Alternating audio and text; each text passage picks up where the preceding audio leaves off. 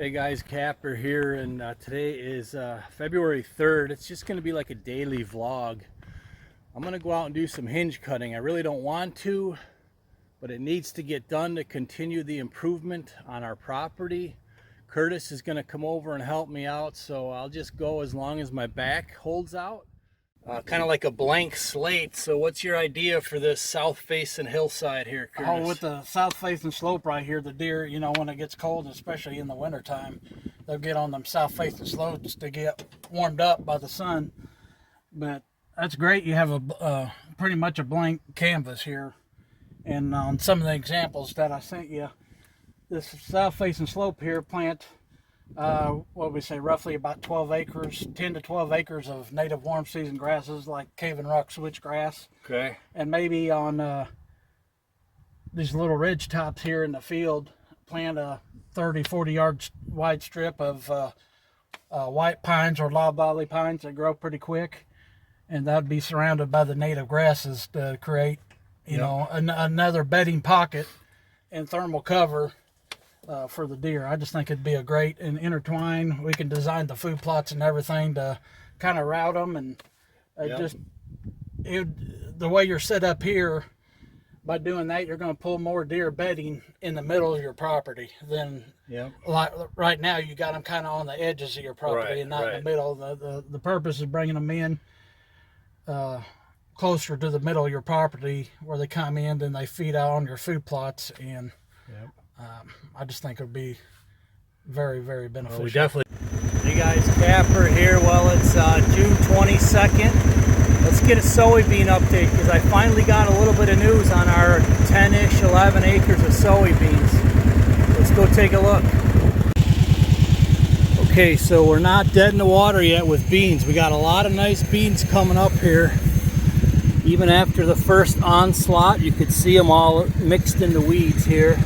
Okay, so right here, this is where I'm standing right now and fertilizing. The conservation map changed a little bit, but for the most part, this is what we're looking at. So let's get back to the ground view. These broadleafs, look at all the nice beans. I already hit this twice with glyphosate, and the problem is, from all the years of farming, some of these weeds have become glyphosate resistant, so I might have to switch to 2,4-D. These beans can also handle 2,4-D. It's a new one this year, I think, so we might have beans this year yet. We just got rain, we got heat, so man, I'm excited. It might happen this year. And that old bomber's still barely running, but it works. So this Kawasaki was the very first piece of equipment that Mrs. Capper and I bought together. When we first got together, we were looking at our very first piece of land. We bought this thing used, and it had 5,000 miles on it. But back then, we were taking a risk. We couldn't afford a new one. So, and we still have it. That was our very first piece of equipment together. Here's another spot that's a lot more weed free. So here you can see, the beans are a little sporadic in places, but you could see we've had a lot of runoff from the heavier rains earlier this spring. So now we are right in this field right here, and I have to calculate my total acreage. And I will soon, but anyways, let's get back to the ground in this roughly 3-acre spot. But so these, they're coming up. It's not as thick as I'd like, but if these all thicken up, this is probably another 5-acre plot over here.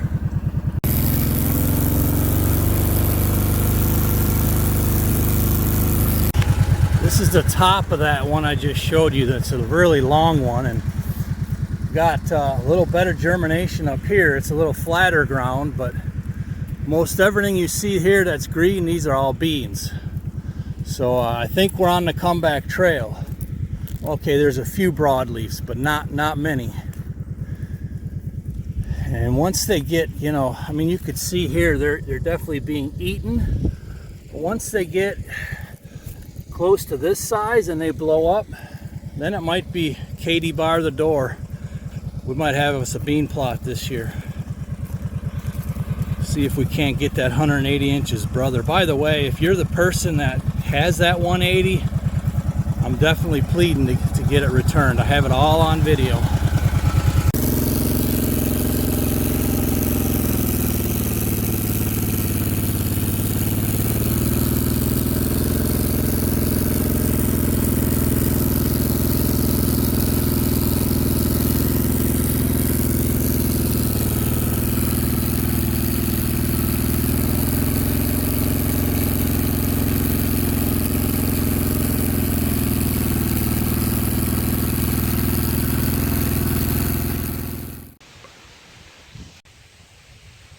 So here's a look at this spot. We've got soybean field that's been picked. We've got the winter wheat and oats plot right here. In between that tree, we've got a fresh scrape there. I hung a licking branch there a few weeks back. And I've got some videos of some bucks hitting that scrape. And then over to the left here, that's the brand new micro plot that I built this spring. And then just down the hill a little ways right here is the brand new watering hole.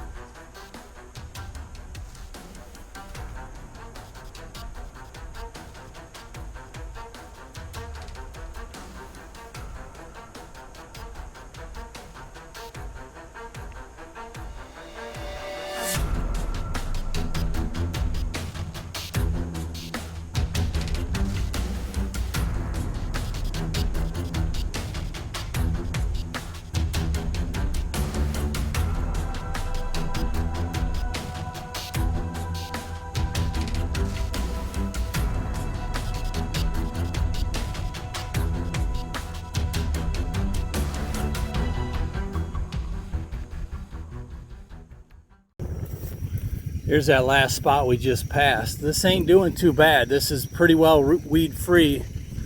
So everything you see in here is beans. So we might be getting ahead of the deer. It's looking good. Compared to 3 weeks ago, it's a huge bonus right now. Yeah, we got a nice little soaker about an hour or so after I just finished fertilizing. That's good stuff right there.